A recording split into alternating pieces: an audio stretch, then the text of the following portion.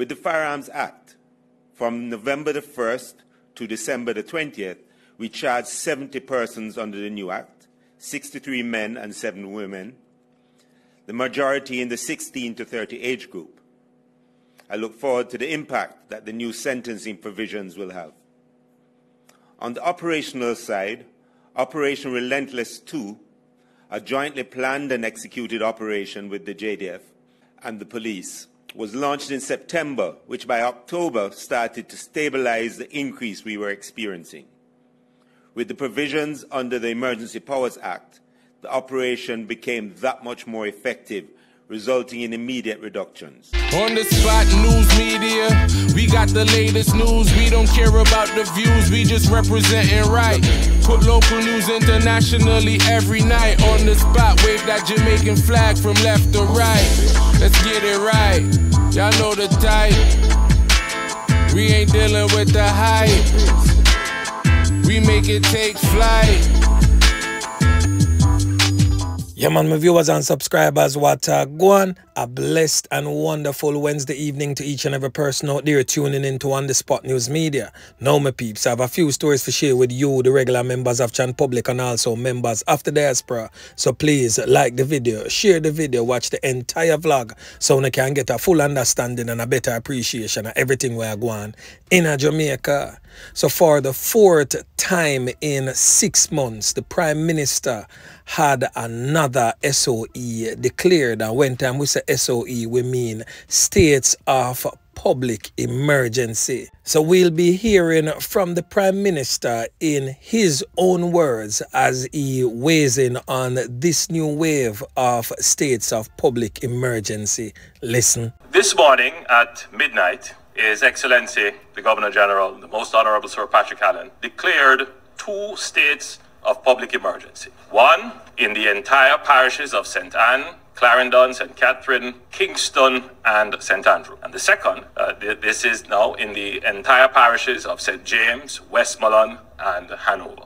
While we have had reasonable success in controlling the number of murders leading up to and during the Christmas season, the threat levels for ongoing gang conflicts, contract killings, organized robberies of businesses, hijacking of goods in transit, and various confidence scams that lead ultimately to the loss of life, spreading of fear, and depriving entire communities of their freedom to pursue their business and happiness. That threat level remains elevated and extensive in scale. If we were to annualize this, that would mean a murder rate of 56 per 100,000. That is unacceptable in any country, by any standard, by any means. So after studying the situation carefully and being seized of the data and intelligence which showed a similar trend this year, government acted reasonably and decisively to save lives and preserve the freedoms of ordinary citizens. We will use this tool as long as there is a threat to life and property and communities that are on so extensive a scale that it will deprive citizens of their rights and freedoms.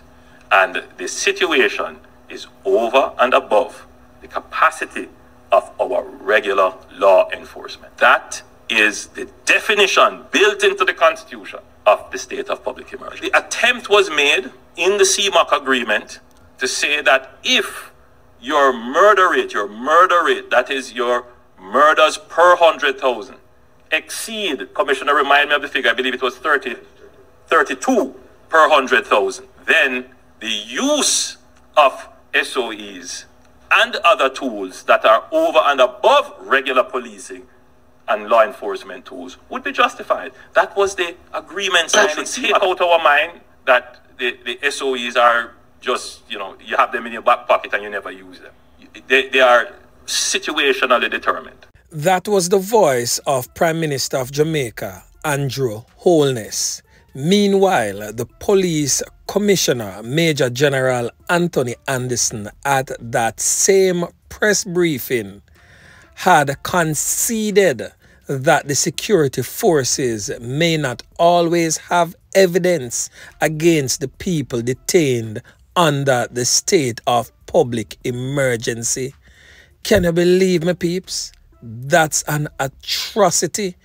How can you detain a person without sufficient evidence? The Commissioner of Police, Major General Anthony Anderson, made the concession at a media briefing called Wednesday morning to declare the SOEs across 8 parishes. The emergency security measures is now in effect, as I stated earlier. Kingston, St. Andrew, St. Anne, St. Catherine, Clarendon, Westmoreland, Hanover, and St. James. The Commissioner says law enforcement often rely on intelligence where there is no evidence to detain a person. So basically, the police will lock you up and then seek to find evidence after.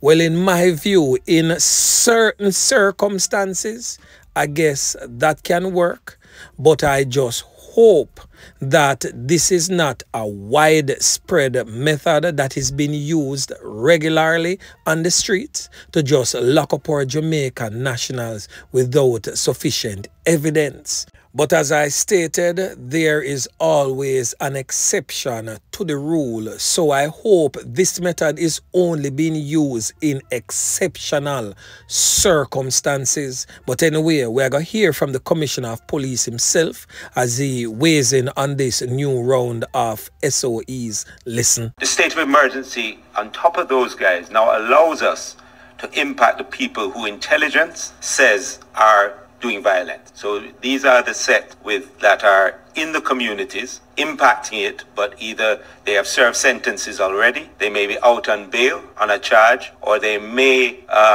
we may not have any evidence on them at that point, right? So you have a set of people who intelligence tells us are involved in criminal activities. And the intelligence comes from a suite of intelligence methodologies, information that comes in through different sources, and including the community itself, who identify people who are criminals among them, who they wish not to be there. It is the impact of those ones as well, and the impact on them, that causes that reduction almost immediately once you put in. The question was how many of those people were charged.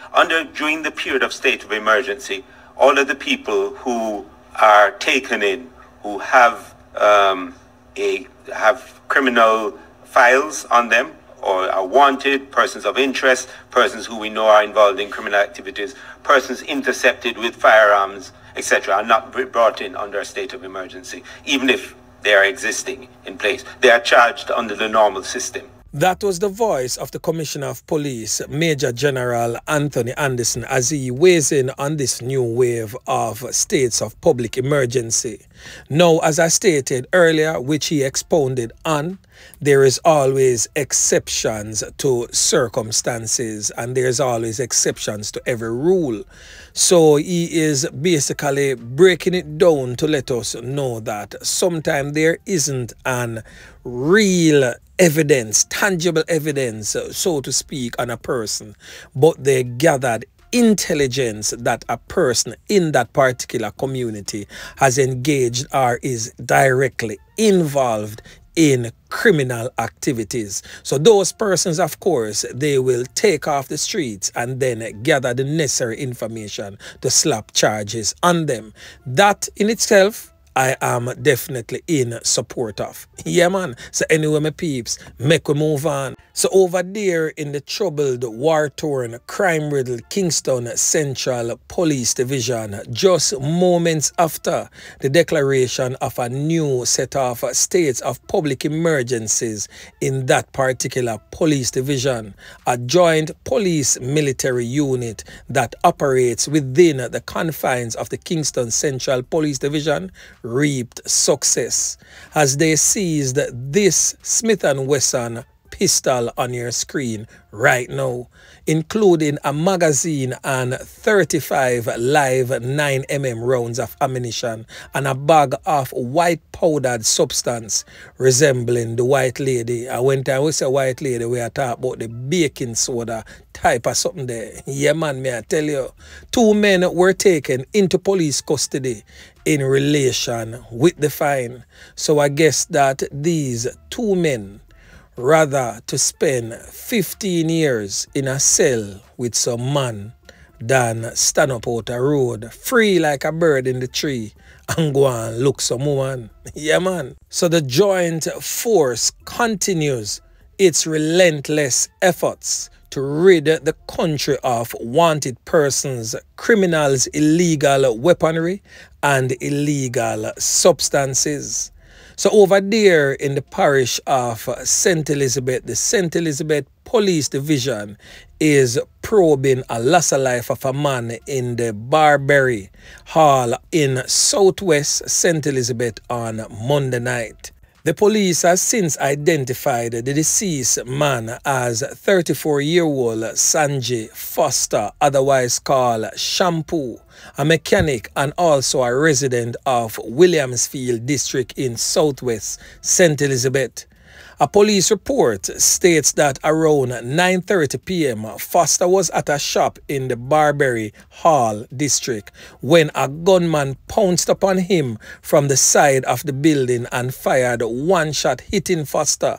The injured man was transported to the hospital where he was pronounced you know what. Foster got that one can fatally to him head. Unconfirmed reports suggest that hours later, another man ended up get caught up and injured at a party in the Vineyard district near Black River. It is unclear if the incidents are related. So my peeps, the knockings and clappings continues. Yeah man, may I tell you. Now over there in the neighboring parish of Westmoreland, it is with great sadness to report to you another one of our nation's most vulnerable has lost his life. Now a 3-year-old boy who attended a family wedding with his mother ended up lost his life on Tuesday morning when a metal gate in the family yard accidentally fell on him. All of this took place at the Newmarket Oval in the Savannah Lamar area of Westmoreland. The deceased boy, presently on your screen, identified as Liam Williams, is said to have wandered outside the yard when the ball with which he was playing went outside the gate. Reports are that he and another child were attempting to slide the gate so he could get back the ball on the inside, but the gate reportedly came out of socket and fell on him. His mother, Natalie, stated that she traveled from St. Catherine with her children as she was a part of the bridal party. Natalie also stated that she blames herself because had she been home, her son would have been in her company. She also stated, and I quote, "I was blaming myself, saying that only if I was here, he would be beside me because he does not live by my side. Him always there beside me." So, boy, may I tell you, that definitely rough on any mother. Now on your screen is the gate in question. The mother of the 3-year-old boy also stated that she whispered a prayer to God asking him to save her son's life just moments before she saw him take his last breath. She stated, and I quote, "I was praying the whole time at the hospital and said, God, please do me, I beg you, save my son." So at this time, On The Spot News Media and all viewers, subscribers and listeners wishes to say condolences to you, Natalie Jones, and the bereaved families of the young Liam Williams. Boy, may I tell you, my peeps, when it rains, it pours. pours. Yeah, man. But anyway, my peeps, remember to like, share, subscribe to the channel. Stay tuned to On The Spot News Media as I continue to bring you fresh news and updates in subsequent newscast. On The Spot News Media. Yeah, man.